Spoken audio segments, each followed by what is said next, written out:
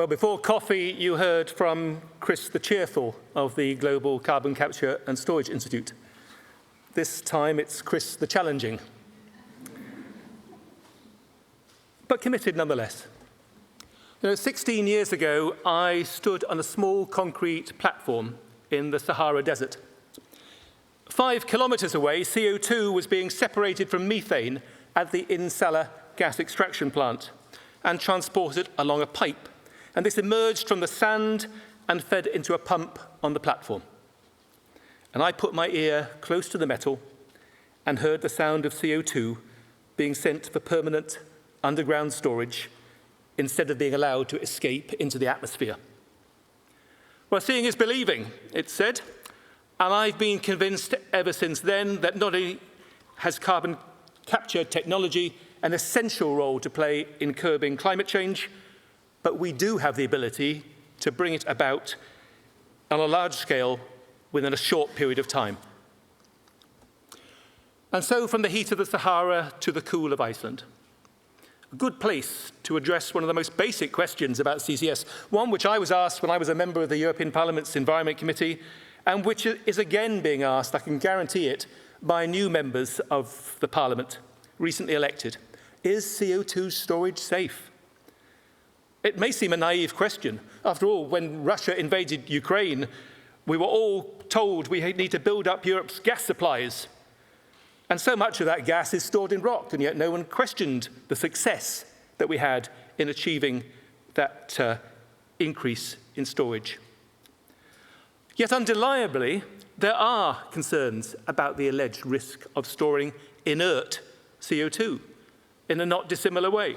And too often, they can be raised by people who care, in reality, not a jot about the geological science. But where better to counter that than from a country with the geology of Iceland? I mean, the impression of Iceland, I suppose, in the minds of many people who've not visited, must be dramatic pictures of hot, molten lava trying to escape from the ground. So it's quite something to be able to say that this country also provides the best example in the world so far of a place where CO2 is determined to stay in the ground, that it can quickly become part of the ground. In my mind drifts to fantasy. You can almost hear the CO2 molecules saying to their mothers, "I didn't want to become a gas. I always wanted to be a rock." It's about as safe as you can get. So after 17 years as a parliamentarian, years of political involvement with carbon capture in Europe, I have acquired some institutional memory. In 2008, I took the CCS directive through the European Parliament's legislative procedures. And as you know, it provides the basis for establishing sites for the safe and permanent sequestration of CO2. And it was approved in anticipation that hundreds of CO2 storage sites would be developed in the relatively near future. But in fact, the legislation has hardly been applied, if at all, on a purely commercial basis. I still like to claim, although I grant you that I haven't checked all my figures, I still like to claim that more CO2 has been consumed in Belgian beer in Brussels than has yet been stored under the terms of the directive. But that will change soon. And before long, there should be competition to store CO2. With Denmark trying to develop as a CO2 storage hub, Norway saying the same, UK giving licenses for all sorts of explorations, Iceland, I hope. I mean, we want that competition in Europe. We want the competition. We want to encourage emitters to feel they're not being trapped by a limited number of suppliers who will use monopoly powers to make the development of CCS that much more difficult. But all of us who've been involved with CCS have experienced frustrations and disappointments. I've seen hopes from the Commission in the past, the European Commission, that CCS deployments will be driven forward by the cost of emission trading allowances. But then I saw those hopes dashed as the price collapsed. I've seen commissioners in later years desperate to promote supposed alternatives to CCS, and industry making claims that perhaps steel and chemicals, they won't really need the technology. But I've also seen the pendulum swing back, with acceptance once again that carbon capture technologies do have a key role to play, and with the European Commission announcing this year that their extensive use is indispensable to the achievement of carbon neutrality. Only this week, we heard from Mario Draghi, the former president of the European Central Bank, in a major report on European competitiveness, saying that massive investment in carbon capture technologies is needed if hard-to-abate and energy-intensive industries are to decarbonise, and acknowledging that this will become increasingly urgent as free carbon allowances come to an end and business has to start paying the full cost of its emissions. Without use of these technologies, we simply cannot achieve net zero. But time is not on our side, and the resources needed to achieve the requirement are not currently available. Now, over the years, I've been to many conferences on carbon capture. And we who attend, listen to the experts, are very good at talking to ourselves. But we're mostly very poor at talking to the policymakers who can really make the difference. I wonder sometimes if all the money spent on attending CCS conferences had been devoted to direct engagement with policymakers, then perhaps we would have moved the dial further on. And that matters because the scale of what must be accomplished is simply not appreciated by enough people in positions of political influence. And that scale was made very clear last February, when the European Commission published its communication on industrial carbon management. It says that the EU needs to capture 280 million tonnes of CO2 annually by 2040 to be on the path towards carbon neutrality. A Commission official told me last week that 280 million tonnes is not a target. It just happens to be what the economic modelling says is necessary. Well, that's the same economic modelling upon which the whole of Europe's climate policy is based. So if that's wrong, then there's a lot wrong elsewhere too. But I can understand why Commission officials are aghast at the scale of what must be accomplished. You know, back in 2008, the European Council, that's the heads of government, announced that up to 12 CCS demonstration projects should be in operation by 2015. Oh, it was a magnificent demonstration of prime ministers making policy by press release, because there was absolutely no substance behind the declaration and nothing of detail to explain how it would happen. And not surprisingly, the result was that nothing did happen. And many years have passed with so very little to show for them.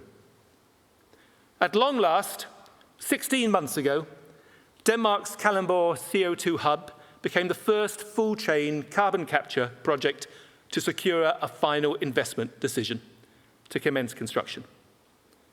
It'll capture 430,000 tonnes of CO2 annually from 2 biogenic power stations, with the CO2 being sent for permanent storage at Northern Lights.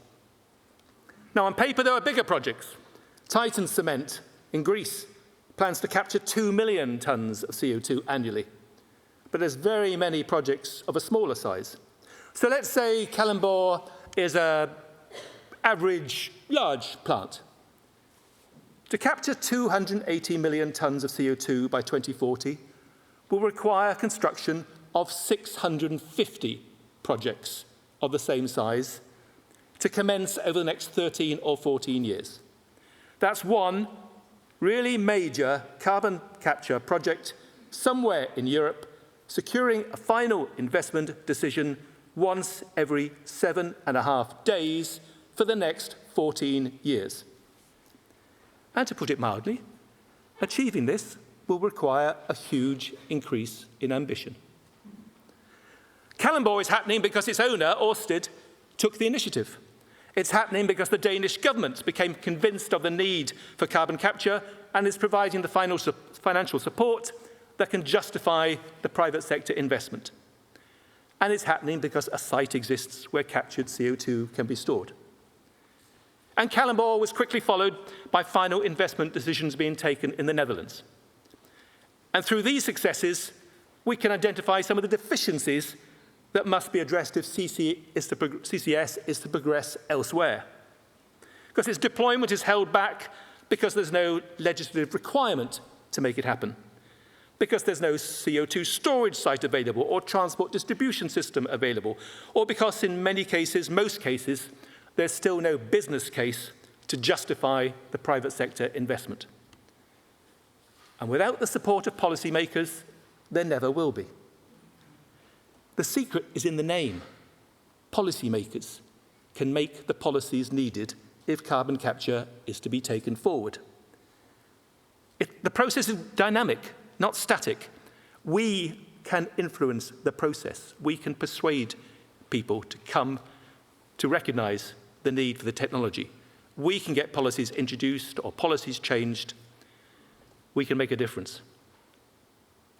Now, at the moment, every chief executive, every potential investor will naturally be cautious about making a huge commitment to invest in carbon capture, and very understandably so.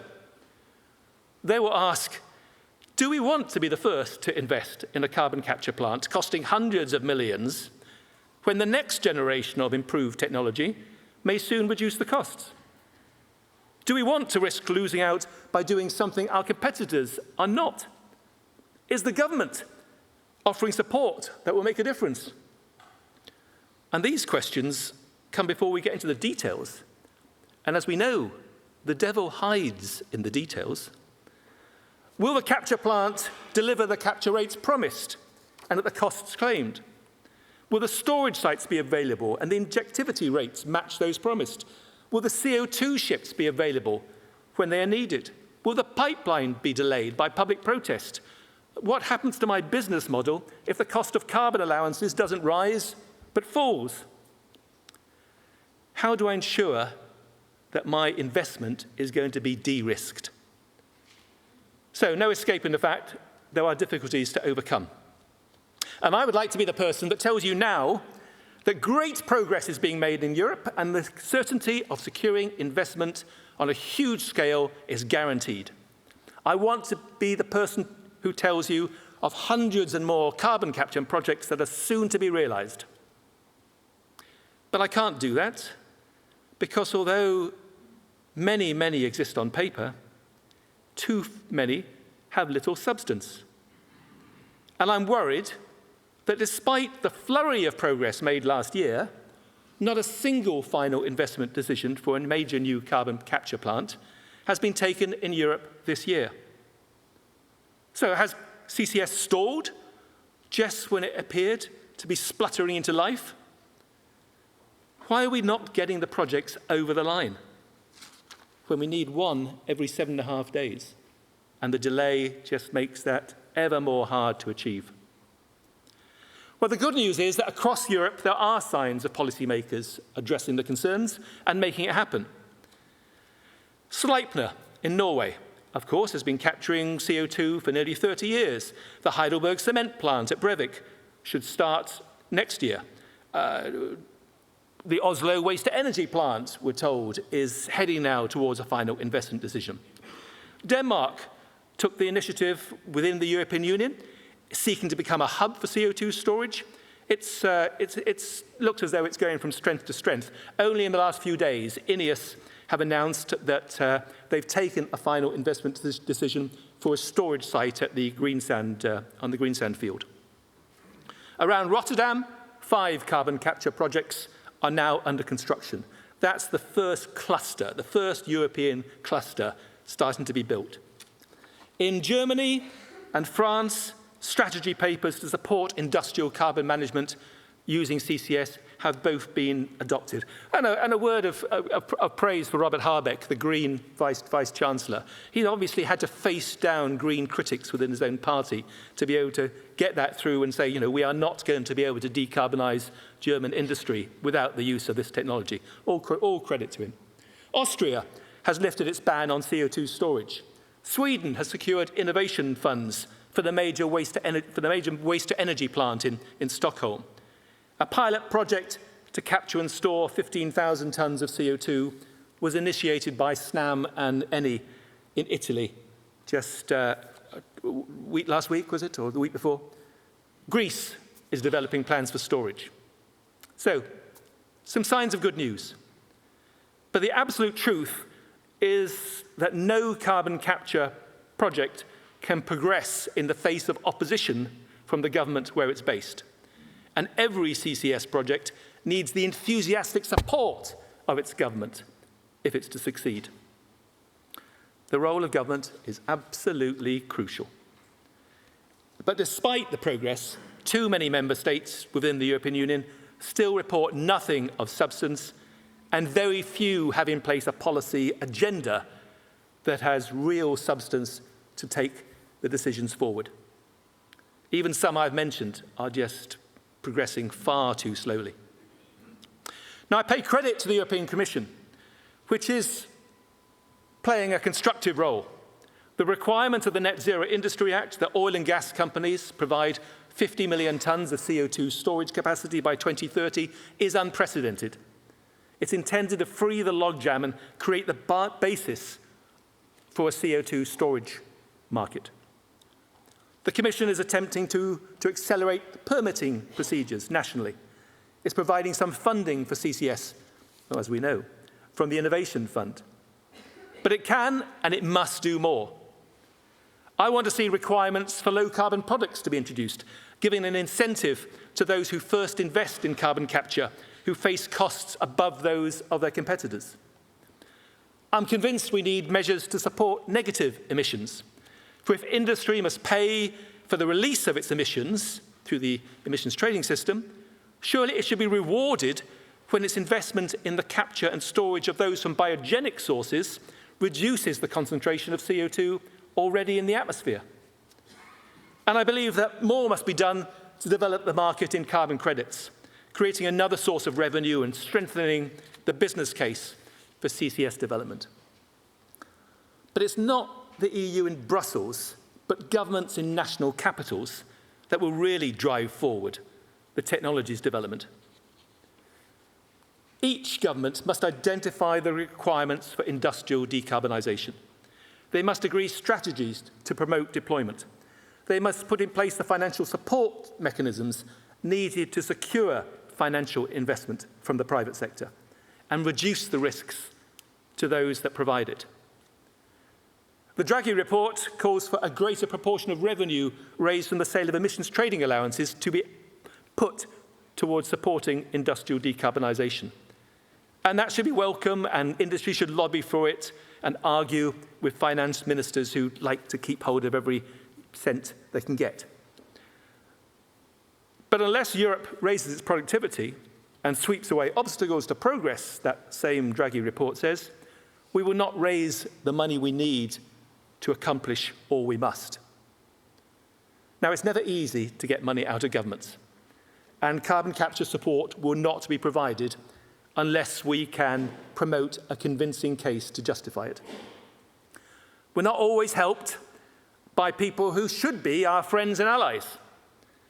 Just in the last couple of weeks, I've been having a little run-to with so-called environmentalists from the American NGO Oil Change International, who claim falsely that CCS is a failure and in any case just a tool of the fossil fuel industry, just greenwash, ignoring the need of the hard-to-abate sectors like lime and cement, the absolute need when it doesn't matter how much renewable energy you can generate, you simply cannot curb emissions from these sectors. The oil and gas sector too, which has great expertise in the technologies of CO2 transportation and storage, makes loud claims that, frankly, are not matched by real substance. And it's not I who says this. It's not I who say they need to change their business model and invest more in the energy transition. It's Fatih Birol, the executive director of the International Energy Agency, a man not renowned as being some kind of green lefty. I said early on that, CCS Europe eventually set up last year out of sheer frustration with the lack of political advocacy for CCS. Last week in Politico, the leading reporter of European policymaking, we were described as the EU's largest carbon capture lobby and as one of Brussels' hottest lobby groups. Now, I'm flattered that we should be described as hot. But the suggestion that we are large is a caricature created solely by the impression we've made. We're a small advocacy campaign group that brings together hard-to-abate industry sectors and environmentalists. And our minds are not closed. We want European industry to thrive and prosper. If there's technologies available at competitive costs that can avoid the need for carbon capture, then they should be adopted. We campaign for carbon capture because we don't believe that technologies exist to curb emissions in every case.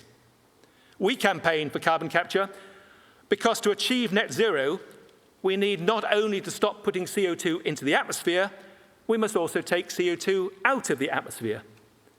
And we campaign for carbon capture because without it, there is a gaping hole at the heart of Europe's climate strategy. You know, all the organizations campaigning for CCS are ridiculously under-resourced, given the scale of what must be accomplished, and the enormous business opportunities that will be created for so many companies if we're successful in achieving our ambition. Given the scale of the business opportunities, you know, we're talking about hundreds of billions of euros worth of orders for equipment. Given the scale of the business opportunities that exist for CCS, I simply don't understand why the major plant and equipment suppliers in Europe are not doing more to develop this potentially huge market. It's no wonder, I fear, that Europe has so many times lost out to China. We need to be much more effective than we are, and we need more companies to join us and contribute to our efforts. Because if CCS is to be advanced, we need political advocacy groups, not just in Brussels, but in every European country. The policymakers who recognize the importance of the technology need support, and industry and environmentalists have the lead role to play in providing it. Coming together, collectively, recognizing they have common interests, putting forward their case. From Brussels, we can help and advise and maybe stimulate, but the creation of national groups need national players to take an initiative. Carbon capture project developers are spending money employing consultants, commissioning feed studies, sending people to conferences. But if they're not spending time and money on engagements with policymakers and those who influence them, they're wasting their money.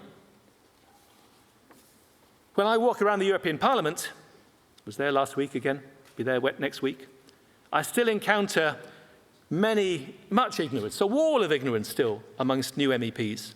CCS still remains far too low on the climate policy agenda, too rarely understood by politicians. And we need to find and engage with political champions, people who recognize, as I did back in the Sahara Desert in 2008, that this is a technology that must be driven forward. We need those champions because without them, we simply can't take the initiative. And they're few and far between, and will remain so unless the CCS community works to convince them, one by one, of the need to adopt that role.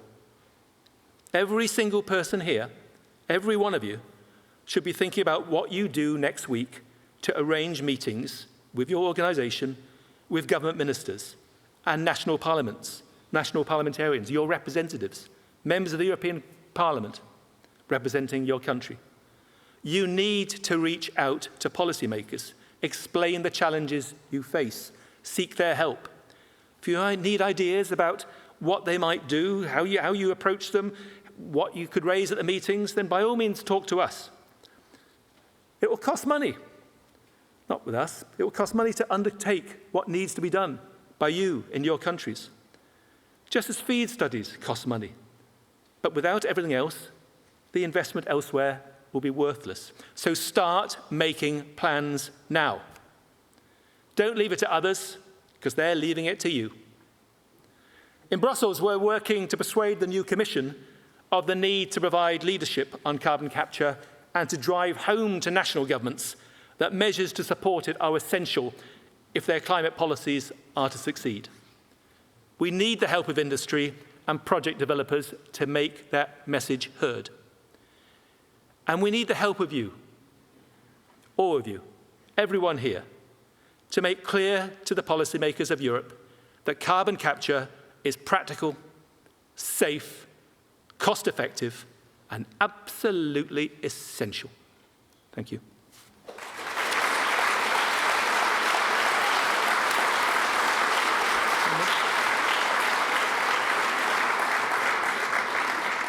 I'm told we have time for a question or two before we move to the panel. Do I see any indications? Tell you what, normally if I'm in the audience, I'm the one that sticks up my hand first, because it's always. Sir.